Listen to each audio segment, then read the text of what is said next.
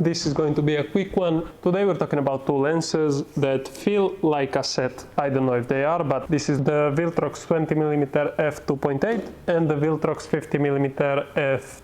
So if you're considering buying these two lenses or one of them, I would say definitely buy the 20mm, and depending on what you're expecting from the 50, maybe consider a different one. Let's get into it. So let's start with the 20mm because this is maybe one of the best lenses in my bag. Other than these two primes, I have two zooms, the Tamron 28-75 G2 and the Tamron 35-150. So I needed something wide in my bag, and I saw this lens for 200 euros. Both of these lenses are around 200 euros in price, and for that price a 20mm f2.8 with autofocus was a no-brainer, so I picked it up without even knowing if the autofocus is good, if the lens is sharp or anything like that. And from shooting with this lens I can tell you autofocus is perfect, basically no difference between this and my Tamrons, and the image quality is more than good enough. Even at f2.8 it's decently sharp in the center. I haven't done too much pixel peeping, but I have shot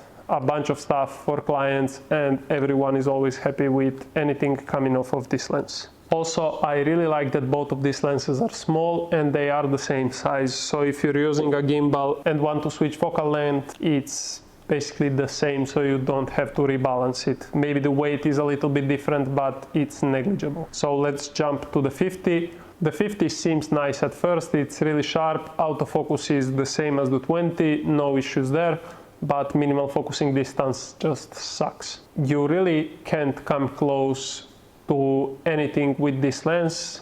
I don't know the exact measurement, I'm gonna put it here, but yeah, you can't come close to your subjects. If you're shooting products or food, it's definitely not ideal. The other day I was shooting some food with this lens because I needed my kit to be light because I'm shooting with my left hand at the moment. I had surgery in my right shoulder, so I can't really use my right hand to shoot except at hip level, but yeah, that doesn't work. So I needed a small setup, and I put this lens on my camera to shoot a couple plates of food at a restaurant that I shoot often, and I couldn't get any detail shots, any close-ups or anything like that. So in my opinion, that's a really big drawback for this lens. When you think about a 50mm, it should be a lens that can do basically anything, and having such bad close focus distance, you just can't do a bunch of stuff. So that's a bad thing about this lens. The other stuff about the lens, everything is great in my opinion. Build quality seems nice for both of them, no issues at all.